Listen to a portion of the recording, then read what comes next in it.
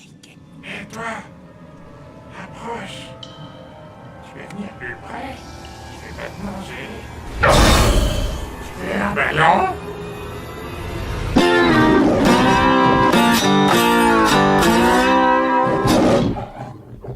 Ça est réalisé par Andrés Muschietti, réalisateur argentin qui s'initie seulement son second long métrage, après avoir réalisé le très bon Mama sorti en 2013 et pour lequel il a reçu le prestigieux prix du film fantastique de Gérard May. Le film est bien sûr une nouvelle adaptation du roman de Stephen King sorti en 1986 et non un simple remake du téléfilm devenu culte, Ça, il est revenu. Et heureusement, car j'en ai plein les pustules des remakes pour ma part.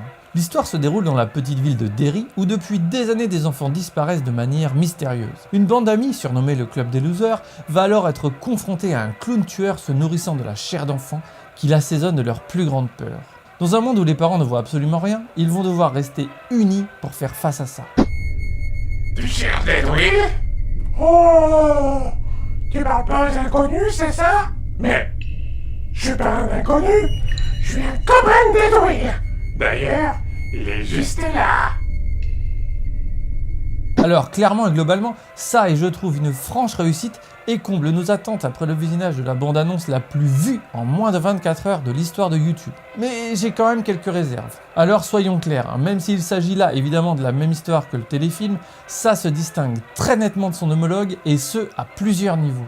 Tout d'abord, ici nous avons pour ce premier volet une histoire totalement linéaire se déroulant durant l'enfance des protagonistes, là où dans le téléfilm on faisait sans cesse des sauts dans le temps, alternant entre le passé et le présent. Et je pense que ce parti pris est un gros point positif pour cette nouvelle version, car ça nous laisse le temps d'évoluer avec les personnages principaux durant leur jeunesse, et ainsi rentrer en empathie totale avec eux durant tout le film face à toutes les épreuves qu'ils traversent. Et je trouve ça d'autant plus intéressant quand on sait que le deuxième volet se déroulera 30 ans après et qu'il fera lui des bonds dans le temps comme dans le livre et le téléfilm.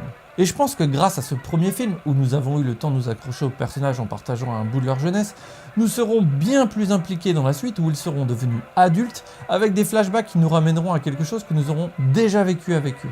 D'ailleurs, il est à souligner que les 7 enfants sont totalement impeccables dans leurs personnages. En effet, ils ont vraiment tous une personnalité très forte, avec chacun un trait de caractère particulier qui leur donne à tous leur place. Et ça m'a fait énormément penser au cinéma de Spielberg qui avait le don de filmer les enfants comme personne dans les années 80.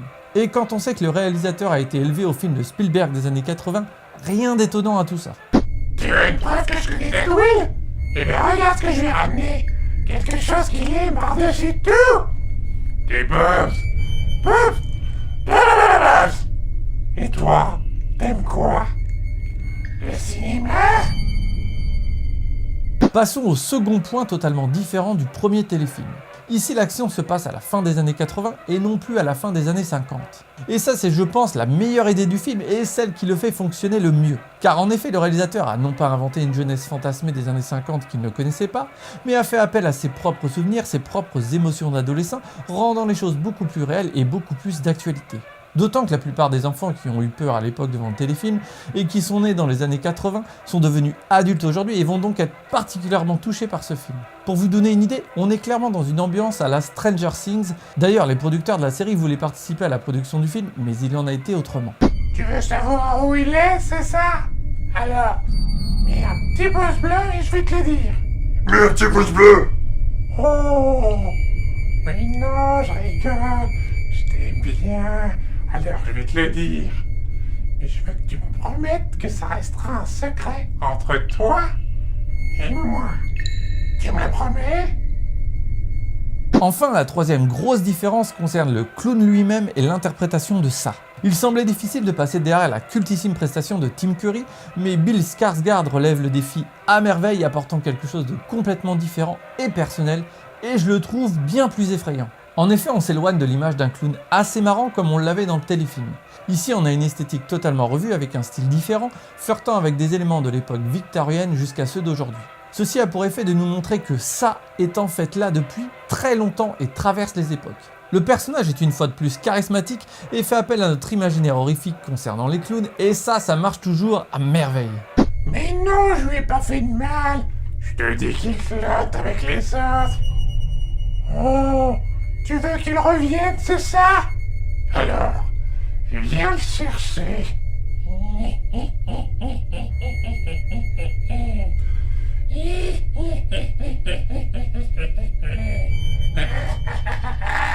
Bon, par contre, soyons clairs, je n'ai jamais eu peur en regardant ça. Bon, vous allez me dire, c'est con pour un film d'horreur, mais je pense qu'on peut mettre ça sur le fait qu'en tant que zombie, déjà rien ne me fait vraiment peur, bon peut-être excepté à part l'écoute d'un album de Jul.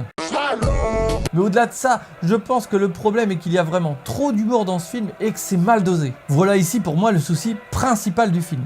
En fait, au début, je trouve que l'humour au sein des enfants a totalement sa place, car il n'y a rien de mieux pour s'attacher à quelqu'un que de rire avec lui. Mais une fois que le film démarre dans sa partie plus horrifique, l'humour revient à des moments que j'ai trouvé assez inopportuns, me sortant totalement des moments de tension et faisant retomber comme un soufflet les prémices de peur que je pouvais avoir. Et pour ma part, c'est vraiment le gros point noir du film où l'humour aurait dû s'effacer petit à petit pour laisser une place totale à la terreur. Si vous voulez voir un film ultra flippant où l'humour y est parfaitement géré, eh bien matez le cultissime Freddy de Wes Craven. Voilà un film qui, à l'inverse de ça, avait réussi à me terroriser en voulant me rendre insomniaque. D'ailleurs, on sent vraiment bien que Freddy a dû être une grosse référence pour le réalisateur dans la structure du film et pour son personnage de ça. Alors au point d'y insérer une grosse référence dans le film. Le lien est également là sur le fait que seuls les enfants sont touchés par ça et qu'ils doivent se débrouiller seuls face à cette menace.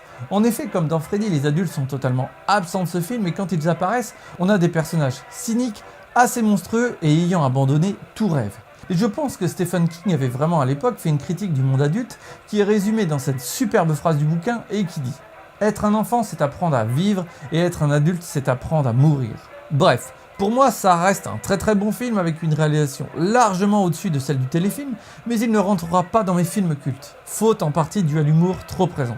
Il n'en reste pas moins une œuvre visuellement et scénaristiquement impeccable et qui mérite d'être vue.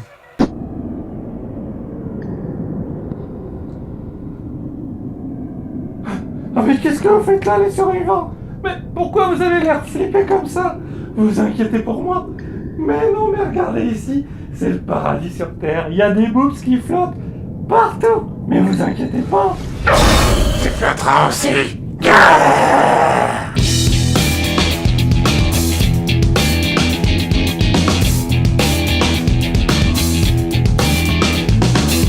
Si t'as pas peur, abonne-toi Dédouille.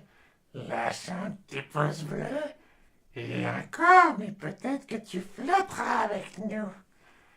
Et surtout, n'oubliez pas que pour survivre, il faut bouffer de la culture. Love.